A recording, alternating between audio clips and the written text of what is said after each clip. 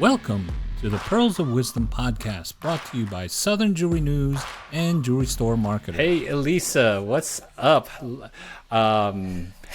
We have something really special today, and I'm sure everybody once in their lifetime or multiple times, they run into somebody that really you just like instantly. Has a great sense of humor, really passionate about what she does, and that's why we have Dawn on today, because Dawn met her at the recent RJO show, and she stopped by and we were talking, and my God, Dawn has the best stories, has been a jeweler for quite a while, and she happened to, because of her infectious smile and experience, they put her on the cover of Southern and Mid-American Jewelry News. So this is Dawn. Dawn Kessaris. Is that how you say it? Kessaris. Okay, Dawn, why don't you first tell us about what you do, what's the name of your store? How long have you been a jeweler? Give us the rundown. The company name's Diamonds by Dawn. I've been a jeweler since I'm 14. I wasn't born into it. I just literally had an obsession with diamonds. So when I was a kid, I used to see like a chandelier, and I'd fight you tooth and nail. Those were diamonds. They are not crystals. And then all the doorknobs in our house were those crystals, but in my mind, they're diamonds. So I ended up taking a flathead screwdriver and I busted them all out as a little kid. And I put them in the back of my closet. My poor father came home and he said, "Where's all the door handles?" And I said, "Don't worry, I got the diamonds." And his eyes were like, "What?" There wasn't a doorknob left in the house. I literally took them all out and I hid them everywhere. So I was 14 and all my friends were working at pizzerias smelling like garlic. And I didn't want to smell like that because I was a much more mature woman at 14. Yes. And I wanted to date a guy with a car. So I got a job at the local jewelry store. I ended up stealing my mom's clothes, and I walked down there and I said, "I need a job." And the manager knew me from my neighborhood. So she just gave me a job right away. The best part was, here I was 14 selling jewelry. I didn't know anything about it, but all you had to do was tell me if I sold this watch, they gave me $1. So what watch did I sell? All those watches. So anyone that came in, I'm like, "This is the watch you need. It's the best watch in the whole wide world," because I was getting $1 back then. And it was a big chain store. So I was supposed to be an accountant, and I was on my way to accounting. And it turned out I worked with a nice guy. He ended up letting me come in as an internship. And 2 days into it, I said, "I'm just going to sit here with a calculator and this cube." He goes, "Yeah." I go, "I can't do this." So I went back to the store, and they said they needed a gemologist. I said, "What the hell is that?"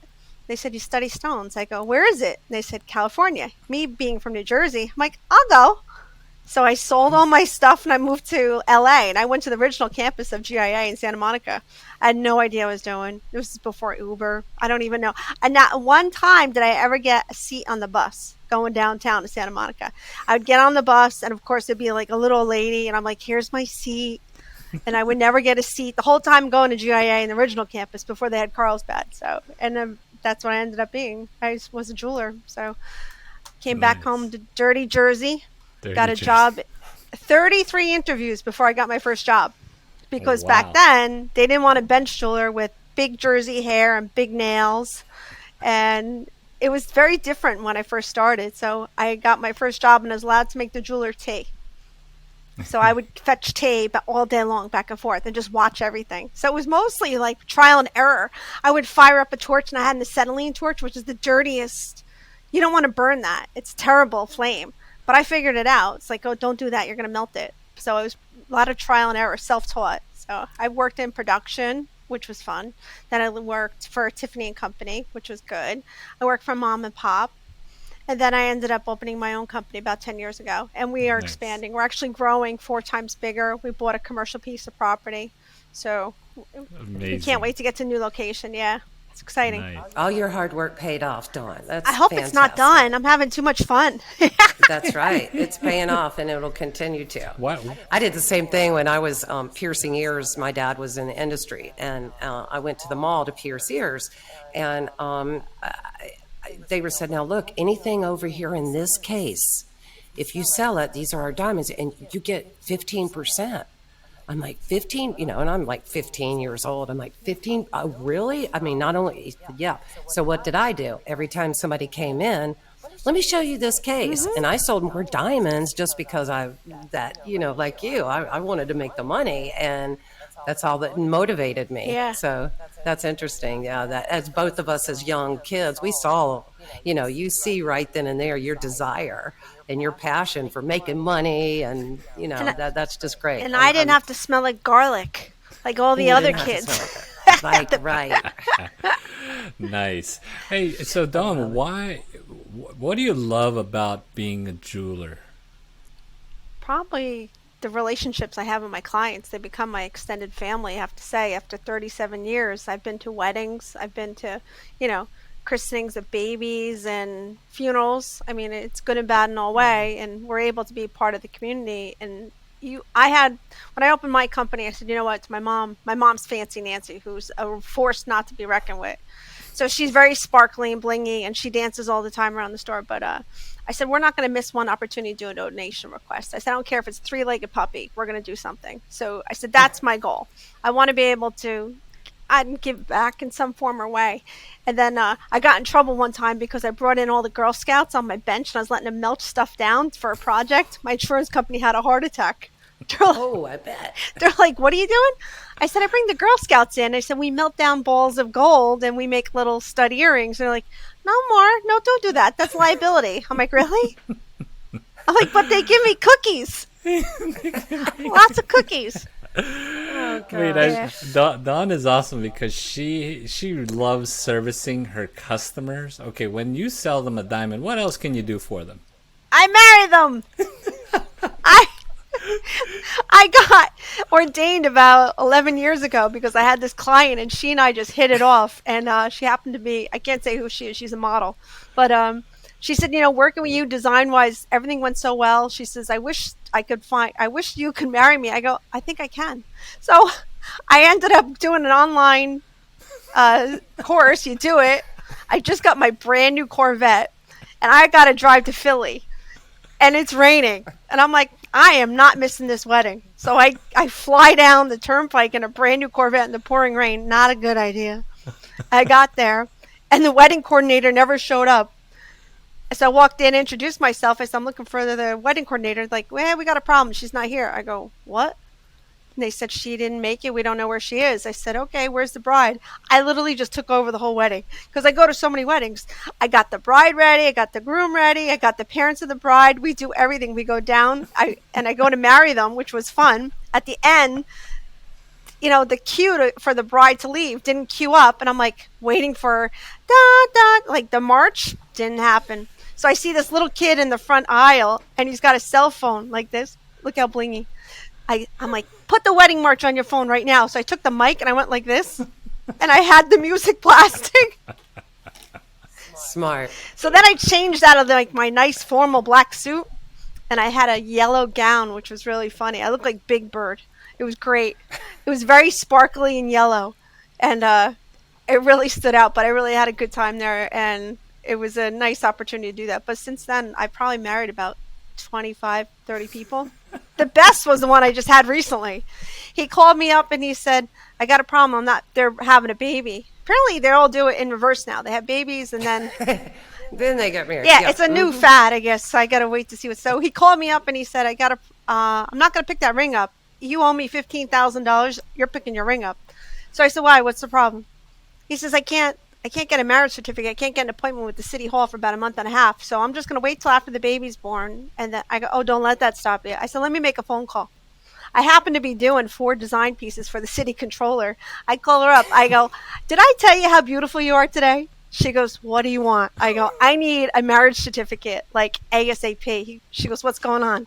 I said, the bride's scheduled for a C-section Friday. I said, it's now Saturday. And I said, they can't get in to get a license. I said, can you help me out with that? She goes, for your luck, I'm having dinner with the mayor in about an hour. I said, that's great. I said, call me back.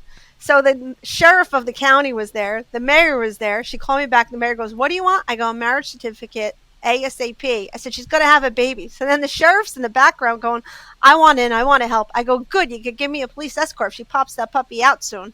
I said, because she's scheduled Friday.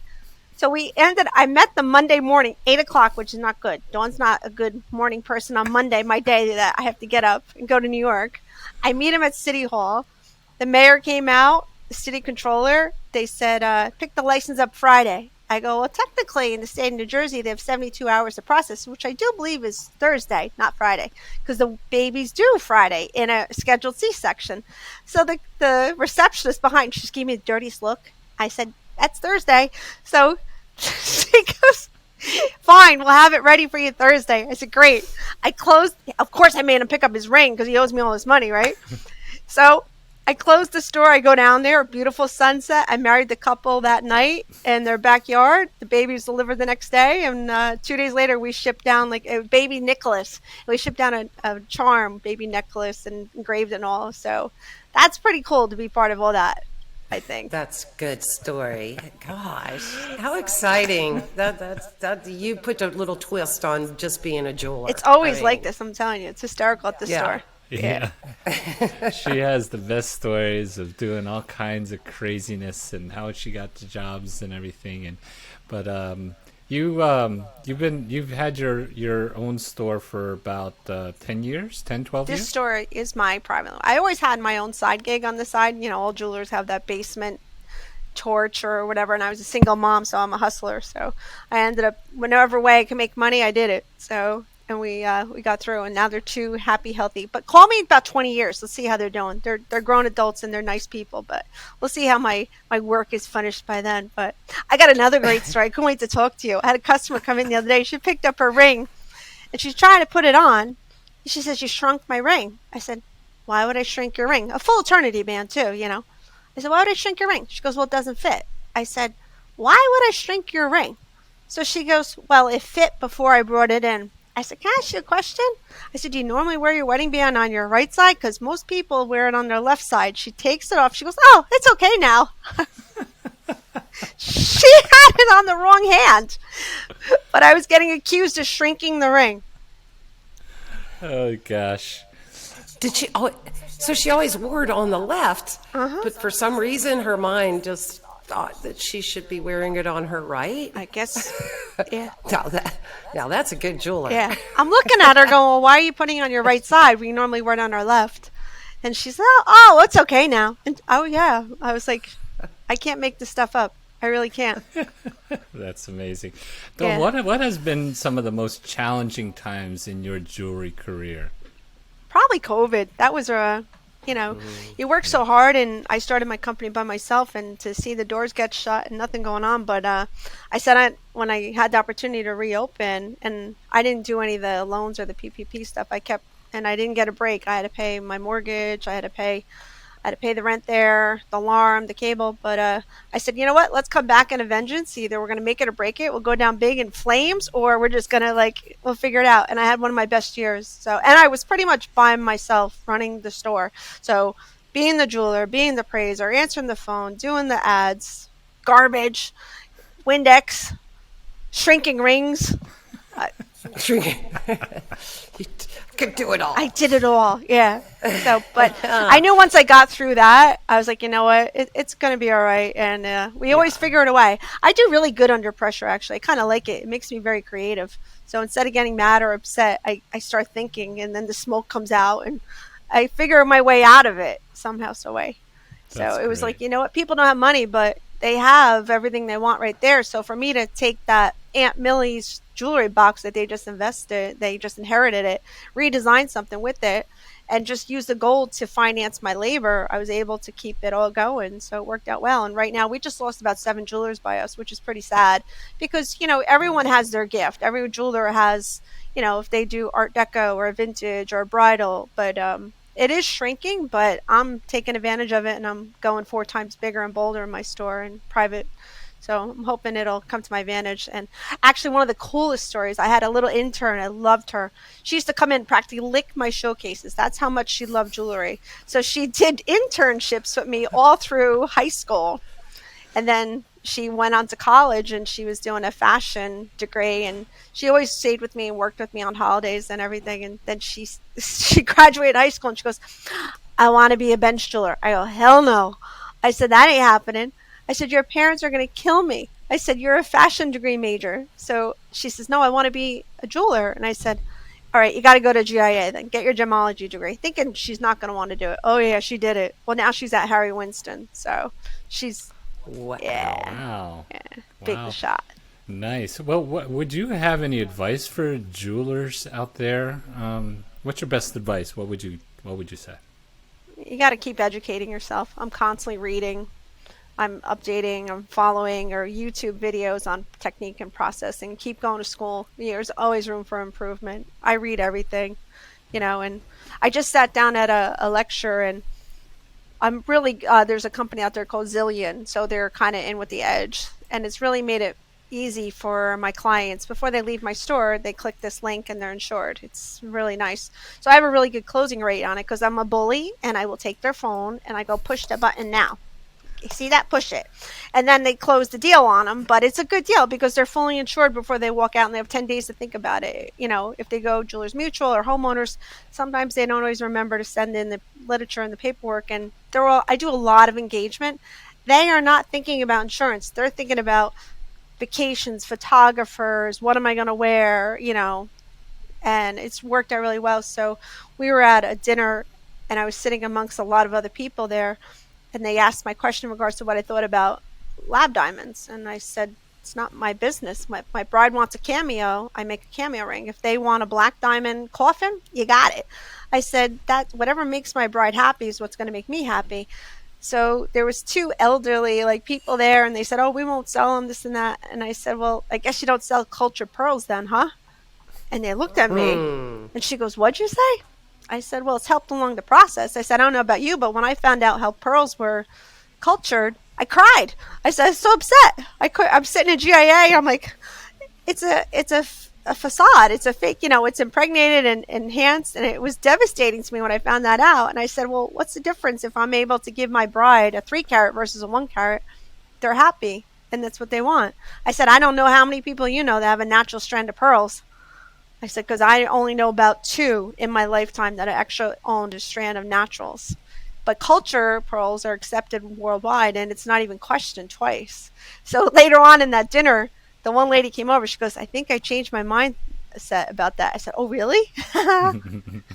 So, and in return, I like to have a lot of the seniors come in my store and help out, and it gives them a purpose. And, they're very well dressed, well mannered. They're so sweet, and they have patience and kindness, and it cracks me up. So I have a senior there, and then I have a high school kid in all in one spot. So it's fun. It's one big family in Dawnland. I said, love it. yeah, works out good. I love that. Nice. So I was in Dawn's store. She's not very far from me. I was in Dawn's store maybe a week and a half ago or something like that, and she was showing me plans of her new store coming up. And you told us the funniest story, Dawn. Which one? When you go through airports, there's evidence of why you're a jeweler. So, when you first start out, they didn't have OSHA and all those laws about what happens if you don't breathe in proper air or proper ventilation. So to be honest, I in my chest here, I think I've inhaled so much gold and silver that I set off metal detectors. It's hysterical. So yeah, so I ended up going through the metal detector the first time, and my poor husband's with me, and just one of my boobs goes bright pink and red and I'm like, oh, I got cancer or something. So the lady looks at me, she goes, can you take your piercings out, ma'am? I go, what? I don't have no piercings. So she says, your piercings. I said, I don't have anything pierced like that. And I said, I've got cancer. I'm dying. I'm sure it's got to be here. So they put me in a private room, and they did it's all right in my chest. So I told my husband, when I die, they have to recycle my body and send me to a smelter first, because I probably swallowed so much gold and platinum dust. There's got to be at least a couple $1,000s in here somewhere. So I could set up. Yeah. Well, our fingers used to get, now I've gotten smarter because I can make a $20,000 ring look terrible in 2 seconds. So I wear surgical gloves when I work at the bench. and it's a way to go back and forth, and I don't have to keep scrubbing like I'm a mechanic and have those cracks in my fingers. So we got a little bit smarter, but it is true. There you go. I could set off metal detectors, and it's usually something. That's so funny. Well, the one time we were boarding a flight, and my husband always goes first class because he's a big guy, and I just sometimes, if it's not available, Mike, I'll just go and coach. It's fine. I'm not that big. I could squeeze in. Just give me a water bottle, and I'm happy.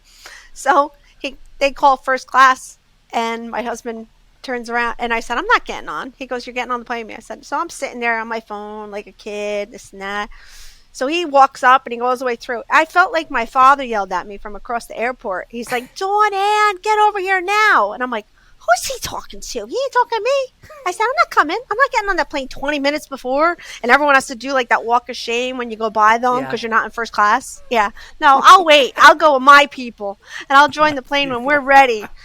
He yells at me again to get over there. He's like, get over here now. So I said, fine. I walk over. I said, I'm not boarding the flight 20 minutes early. He says, and the steward says, is there a problem? He says, you don't understand, sir. He says, if I know my wife, if she sees something sparkly or shiny or like a Swarovski store, she's gone. He goes, she's like a runner. He goes, and then I'll get on this flight and I'll be in Newark. And he goes, and I'll turn around and realize she's not there. So he says, she has to board the flight with me. You don't understand. He goes, just get her in the back of the plane. I said, fine, I'll go. So I get on the plane. I'm sitting there quietly. And sure enough, this nice lady came down and she asked the man next to me, and she says, would you mind switching my seat with me? I have a fear of flying and my friends are back here and I have a really good seat. It's up front. He says, I'm not switching my seat. I said, listen, lady, I don't care where you put me. I said, I'd go in the bathroom. I'm okay. I said, I'll take your seat. Here, take mine. I get up. Where do you think they put me? First class. Score. So I'm right behind him and I grab the phone and I text him. I go, I see you. And he texts us back and he goes, yeah, right. And I said, turn around. His eyes went like this because he was like, how'd you get up here? I go, I know big people. Very funny. That's amazing. I know. Yeah. Hey, do you think working in this industry, being a jeweler and running your jewelry store, how much hustle do you have to put into really making it work? Ton with anything. If you want your relationships to work, you better work it. You want your company to work, you better live and die there. But where we do it's a different environment. It's beautiful and happy things and moments and stuff like that. And I love working. Why not? Because the people that come in there, they have so much love for me, and you could see it. Like they'll come in, they'll kiss me, and they bring me food, they bring me booze, like they bring me puppies to play with, babies to hold. Like, who wouldn't want to be surrounded by that? So I don't mind doing the hustle. I work 6 days a week. I'll probably do about 10 hours, 10, 12 hours, and then after hours. But it's all in good, I don't know anyone that's loved working in this industry any more than me. And one day, even when I slow down, I'll still have my hands in it somehow, some way. I just created an online store, so I figured if I start to travel a little bit more, I'm building a second home out west, and I figured I could put the whole store in a suitcase, little bags. Take it with me wherever I go. That's right. It is portable. I just did a really cool necklace. I did, customer was very hesitant about leaving the diamonds. She got me recommended, and I said, come on in and tell me what's going on. So she had about 8 diamonds, different shapes, different sizes, all minors, euros, and stuff like that. And she says, they mean a lot to me. I said, why would that be? I said, do you want to share? And we can lay something out for you properly. They were from the Holocaust. The survivors, her family they would take their diamonds and eat them and maybe regurgitate them, and that's where these diamonds came from. I was like, oh, great. Now I got to set them. And if she wanted to wear something very special to her daughter's wedding to display her family and their history behind them. So I just did a simple like diamond by the yard and just bezel set everything. But I'll tell you, I was a nervous wreck working on that piece. God forbid if I break something, you don't realize these things will last forever and be pounded on generation to generation. So I love that. True story. Yeah, it just happened. That is amazing. And I'm sure she was just overjoyed with it to be able to wear that. Well, when they cry, you did a good job, right? Yeah, that's right. Yeah. Let me make them cry. Tears are good. Tears are really good. See, Dawn, she makes her customers cry. She marries them, probably delivers their babies. Yeah, she probably. I was a dog sitter once. That was a good one too. So they wanted to get married and they couldn't take their honeymoon. I said, "Well, what's up?" And she says, we don't have anyone to watch our dog. I said, I'll watch him. I watched him, and he was one of those dogs with those big, furry, like, faces coming around. And sure enough, my kids are blowing bubbles with that big pink bubble gum coming out to here. The dog bit it, and it went all over his face. So now I'm trying to cut the mustache off the dog. So when I gave him back, he had no fur on him because I had to cut all the bubble gum off. Oh, gee. I ever tell you about this stripper I had to design stuff for? Oh, no, this I'm sure it should be. We're dying to hear that one. My personal trainer I used to work out with said he met a new girl and he wants to buy her an engagement ring. And I said, okay, great. So he says, I'm bringing her in. So she comes in the store, and I said, she sits down. And part of the interview, I ask them, what do they do? If they're a nurse, I try to keep it low so they can wear it under their gloves. If they're childcare, you set the prongs different, whatever the case. So she says, well, I'm a dancer. I'm like, really? She goes, yeah. I said, I never met a ballerina. She goes, not that kind of dancer. I go, what kind of dancer? She goes, a pole dancer. I go, oh. I said, you ever fall off the pole? She goes, never once. I thought I was meeting a ballerina. Not a ballerina. But she had. Did you sell her some jewelry though? She had the best shoes. They were very sparkly. And we know you like sparkle. And they lit up when she walked. Oh, gosh. They lit up. Yeah. That was great. Oh, man. So you work both front of the house and back of the house, as Chuck Kaler calls it. Which side do you like better? Do you like making the jewelry at the bench, or do you like working with the customers? Neither. I like the whole process. I like being able to draw it, process it, meet them, know what you're working on. And sometimes people don't get around. Like, you get a layout of diamonds, and I know what I'm going to do. I'll shut the door, and I'll go in the back, and I'm just so excited to start that project and draw it out, or order the castings, or start getting everything in for CAD and laying it out. Sometimes I'll just work on it until I'm very excited for them. I've done things literally like overnight just because I'm so happy to see how it goes. And if it doesn't work, you just melt it and start all over again. And then when Christmas hits, I'll run after the store closes. I'll do all the back end stuff. And one year I ended up taking Uber home a lot because I didn't even trust myself driving. I was so fatigued and tired. But like the day. Yeah. So years ago, it used to be Christmas Eve was like, that's it. We pop the champagne, we go home, and we have a day off. It's not like that for us anymore. That whole next week for us has been booming. So we no longer shut down. We keep regular hours. So New Year's Day is really our first day off because in between that used to be like a break. It's not. People come in and they want to either accommodate, upgrade it. They got some Christmas holiday cash and they want to spend it. So I was shocked that really transitioned over.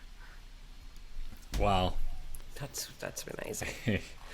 I told you, Elisa, Dawn has the best stories. She does have the best stories I've ever.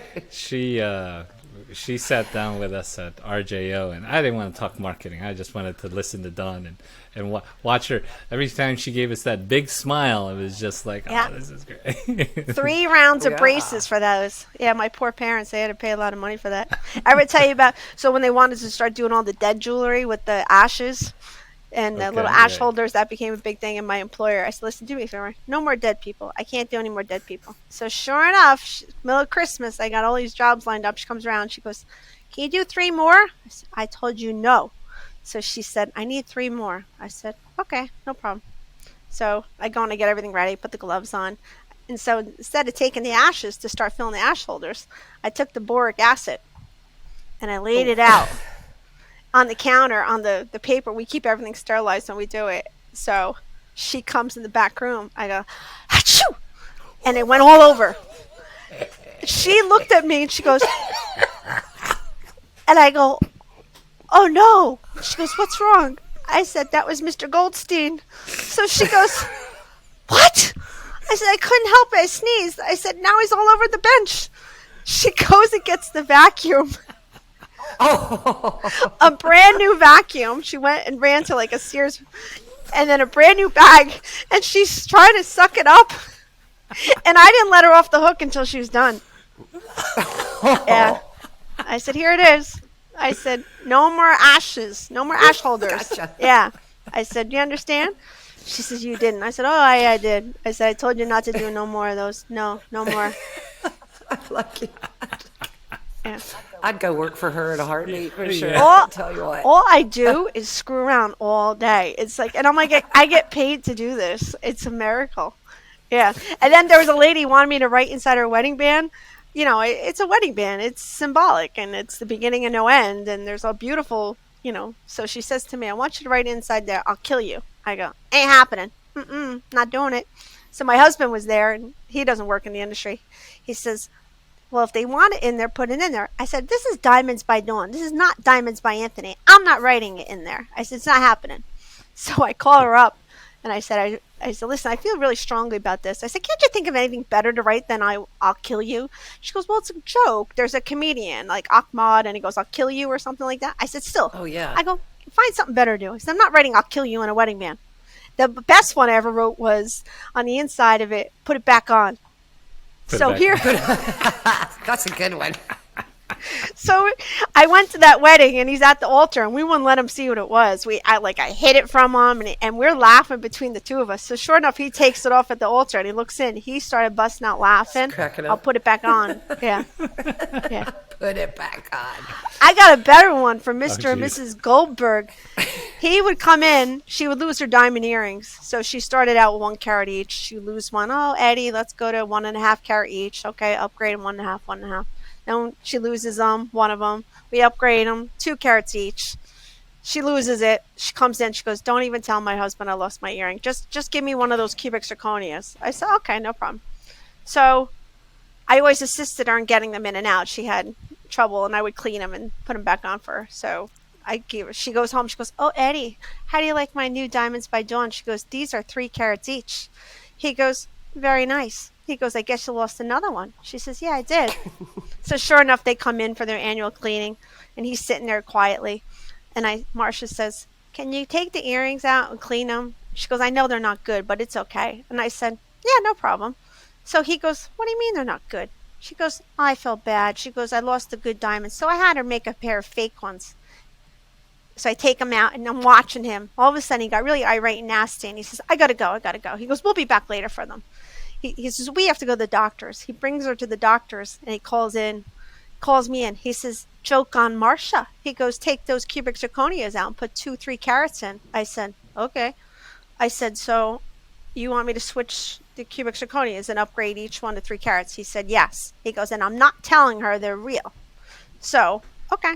He comes back, and he didn't tell her that he put real diamonds in her earrings, because another couple months come by. Marcia comes in to get her earrings clean.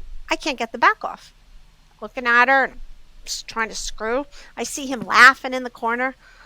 I said, what is going on? I said, they're like stuck on. He goes, hey, Marcia. He goes, you remember you played that joke on me about putting those fake cubic zirconia earrings in? She goes, yeah. He goes, joke's on you. They're diamonds. And she goes, you replaced my earrings? He says, yeah, but this time I crazy glued them to your head. He crazy glued the back. I'm not kidding. I had to get cutters to cut the post off, because when she went to sleep, he went over and put a little crazy glue on the back, and you couldn't get the earring back off. Oh, yeah. He says, I'm not buying you. He goes, I'm not buying you any more diamond earrings, Marcia. I super glued them together. He did. He put crazy glue on the back of her head when she was sleeping. She had no idea. She just couldn't untwist the back, and it worked. It didn't move. See, Elisa, I feel that these stories that are very entertaining for us are probably not the craziest stories that Dawn has. She probably has loads of crazy stories of all kinds of things, and but that's why I'm like, we got to get Dawn on the podcast. Yeah. She is Yeah. awesome. She's awesome. So She is fantastic, yeah. And I'm sure that Dawn's stories are a lot of the jewelers around can totally relate, and maybe have the same compassion and joy and sense of humor and relationship that you do with your customers. And you can tell that just by talking to you. I think it's great. yeah. Hey, Yeah, it kind of reminds me of Amber, Amber from Houston, who's also RJO. I mean, she just has such a great time in her store, the whole process. She loves to sell up front, but there's nothing like she likes better than getting back there and firing up that torch. Yeah. And I find that y'all have a lot of similarities, don't you think? Her and Yeah, Amber, just that kind of passion and fun, and I love that. And I'd love to see a strong female owner and really knows how to take their business to the next level. Me too. We had And you do. I had a bride come in. She was upset about selling wedding bands because there was a divorce. I said, "You want to melt them?" She goes, "What?" I said, "I'll take you in the back and let you melt them." I go, "You're going to really enjoy this." She smiled. Yeah. She lit up the torch, and there she took this wedding band, and she's like, "This is great." I let her melt them down. Burn. Yeah, she was really happy about that. I bet she had a lot of nice words to say that day about that gold being burned. See, and I think Dawn gives such a, not just personalized, man, she gives like the real, service that goes way beyond customer service. She, you take it to a whole new level, marrying people, and that's amazing. I think a lot of jewelers can really take use it as an example to give amazing service. I bet you have customers that just love you and going to follow around, be Dawn, fans forever. I am lucky, and I have some customers that come in and grab stacks of business cards, and they'll drag people in. This is where you're buying your diamond from, and that's it. Yeah. I had a guy, he wanted to buy, I did his boss's ring, and they lay fiber optic cables across the world. So you never know where they are. They're out in the oceans amongst wherever. So I get a email from him, and his name is Garth, and it's coming from Japan. And I said, okay, this is going to be great. My boss insisted I buy my diamond ring from you. I said, okay, I'll take good care of you. I said, he's a really nice guy. And I said, he says, I will be in New Jersey in such and such date. Maybe I could pick it up there. So we're corresponding back and forth, emails, and, his name's Garth. I'm thinking Garth Brooks, country singer. And then he's emailing me from Japan. So I'm thinking he's Japanese. Well, he shows up. He's a 6'6" Rasta guy from Jamaica. I was like, "You're Garth?" He goes, "You're Dawn?" I said, "You're supposed to be a country singer or like Japanese." I don't know. So he does the same now. It's pretty funny. They sending me all these clients from all over the place. We ship anywhere, so it's all good. That's wonderful. That's great. Yeah, I That's just hope I amazing. can keep going at it. Yeah. What you got? I have a feeling you will. Yeah, with your attitude and I see you for a long time being successful at this. Did you ever hear it's Blake Lewis? He has that advanced setting school. Yes. He's a very good setter. So I was in the background, and he could hear me talk, and he was just cracking up with my accent. So he says, "Send Fran Dresner, the nanny, down here to school." And my employer, and I said, "I don't have the money to go to school." And I said, "I'm a single mom. I don't have money for that." He goes, "I'll tell you what." He goes, "I'll pay for it." He goes, "You come down." He busted my chops left and right because of my accent. It was so funny. And when if I get mad, it really turns on and stuff. Yeah. So like the New York comes out of me. It's so funny. If a project or a stone doesn't go right, oh yeah, a lot of F-bombs coming. There you go. That good old it makes you feel better. And yeah. So what kind of music? What kind of music do you? Are you in a store? Or you're in a different location. Like you're in the me. Yeah. I am at we're out of Greensboro, North Carolina. The furniture capital of the world. Which the furniture market is going on right now. So our town is full of furniture market people. Have you been to the International Furniture Market in High Point? They have the world's largest bureau there. And everyone drives there to take a picture in front of this big end table. Yeah, and in Thomasville they have a chair. So yeah, we're known for our furniture in North Carolina. But no, I am the producer and of Southern and Mid-America Jewelry News. So that's what I do. Oh, thank you. You put me on the cover. I do everything on that. Yeah, excellent. Well, Paul Hollawa, who was our writer there that you met, he's from Minneapolis, so I was not able to go to that show. And he went for me, and that I was so happy to see Retail Roundtable come back. Yeah. And so we certainly appreciated you participating in that. My pleasure. Hopefully we'll have a really good season, and then everyone will be in San Antonio. We go to see the Alamo, all of us. Yes, we'll go to the San Antonio. And do you go to Tucson? I'm always in Tucson because my daughter lives there. She's at U of A for school. So Oh, yeah, great. years ago, Yeah. I went as a GIA student. You're going back. And it was so funny. I boarded the plane and they forgot to put the little drink cart on there. And the guy next to me was also a student. And we were told as GIA, do not discuss gemology, just see the show and this and that. So we're coming back on a flight and there was no drink cart and everyone's parched and thirsty. And I look over and he had a little flask in his jacket. I said, give me some. Otherwise, I'm going to tell everybody on the plane you're not sharing. So he and I, we're going like this. By the time we land in LAX, we both had a good buzz on. And who do we see? That comedian, Weird Al Yankovic. And I was like, oh my goodness. So we started to talk to him and I totally lost my car ride home. It was terrible, but it's so funny. That's like all these famous people used to come in the store of Tiffany and I'm supposed to know who they are. I don't know. I don't follow sports and this and that. So I used to have like Dana McGreevy, a lot of the governors. They used to be on my client list. I used to get to work with them. But like when the sports players came in, I had no clue. So one time I'm sitting on a flight and we're from New York, New Giants and stuff like that. And Eli Manning was sitting next to me and I didn't know who he was. So everyone's talking to him. And I said, hey, you're somebody famous or something? He goes, the Giants. I said, yeah, I know who they are. They're a football team. I go, are you any good? And he goes, I'm Eli Manning. I said, okay, well, you can't be that good because you're back here and coach with me. And I put my book back up. I didn't know who he was. How am I supposed to know? Can I sell you a diamond? You must not be. You're a coach, dude. Like, You must not be very good. because if you're really good, you'd be on a private plane or something, right? Yeah. Yeah. Just wondering why you're next to the bathroom with me. You gonna eat those peanuts? Oh gosh. No clue. Oh, And then man. one time, Andrew Dice Clay came in the store I was working at, and I Really? could talk. Oh yeah, this is going back when he was really he was famous back then, and we had to love him. we had to shut the gates down because he got rushed. And I'm sitting there, and I'm not a starstruck person. I was like, I couldn't say anything, nothing. I was like, I can't believe this. He's in the store and he's my client, and I can't talk to him. Yeah, it was terrible. I lost my commission on that day. You did. Yeah. So you didn't sell him anything? Or you could because you got I want a second chance. A do-over. Yeah. Shout out to Andrew's Dice Clay. Please. I'm sorry I didn't Look talk. up Pearls of Wisdom. I'm sorry I didn't talk to you.